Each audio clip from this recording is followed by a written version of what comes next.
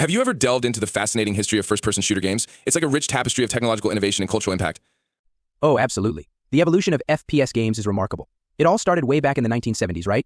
Games like Maze War and Spasm laid the groundwork. Can you imagine how revolutionary it was to navigate a 3D space back then? Yeah, Maze War from 1973 was groundbreaking. Players navigated a wireframe maze and could shoot each other. It was so basic by today's standards, but it introduced the first-person perspective. Then Spasm came along in 1974, offering a space simulation experience where you could engage in combat with others. It's incredible to think about how far we've come since those early experiments. The late 80s and early 90s really kicked things into high gear. Wolfenstein 3D in 1992 by ID Software is often credited with popularizing the genre. The idea of playing as a soldier escaping from a Nazi stronghold with such fast-paced action and immersive graphics was revolutionary. Wolfenstein 3D was a game changer. It laid down many conventions of the genre, but then ID Software took it even further with Doom in 1993. Doom wasn't just a game, it was a phenomenon. Advanced graphics, multiplayer capabilities, and modding potential made it a cultural icon. Remember how it allowed players to connect over local networks in the emerging internet? It practically started the whole multiplayer FPS scene. And the modding community for Doom was just wild.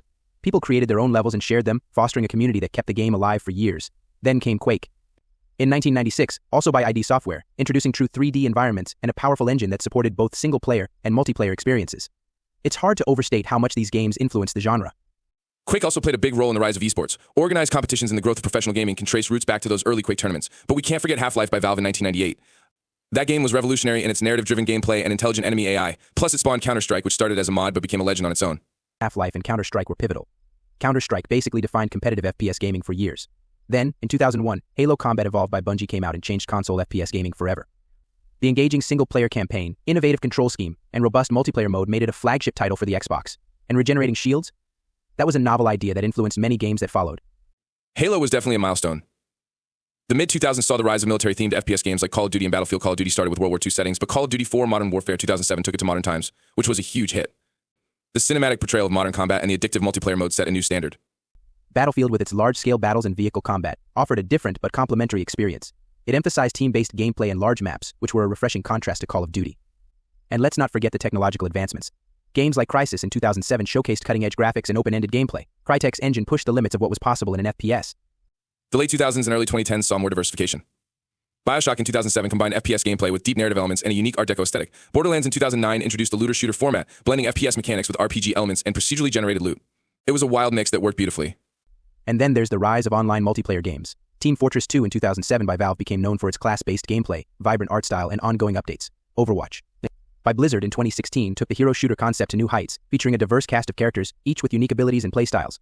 It brought a whole new dynamic to team-based shooters. The Battle Royale trend of the late 2010s brought another layer of evolution. Games like PUBG and Fortnite in 2017 introduced the idea of dropping players into a large map where they must scavenge for weapons and fight to be the last one standing. The survival elements combined with FPS mechanics created a massively popular genre. And now we're seeing advancements in VR and AR technologies pushing FPS games even further. Half-Life Alyx in 2020 by Valve is a great example of how VR can create immersive and interactive FPS experiences. The potential for these technologies to revolutionize gameplay and storytelling is immense. The journey of FPS games is a testament to the genre's adaptability and innovation. From the early experiments in the 1970s to today's sophisticated, immersive experiences, FPS games have consistently pushed the boundaries of technology and creativity. They have influenced not only other game genres, but also popular culture at large. And with continuous advancements in technology, the future of FPS games promises to be just as exciting and groundbreaking as their past. We've come a long way from Maze War and Space, and the possibilities seem endless now. Absolutely, it's fascinating to see how each era of FPS games has built upon the last, introducing new mechanics, narratives, and technological innovations. The genre has evolved so much and continues to be a major force in the gaming industry. I can't wait to see what comes next.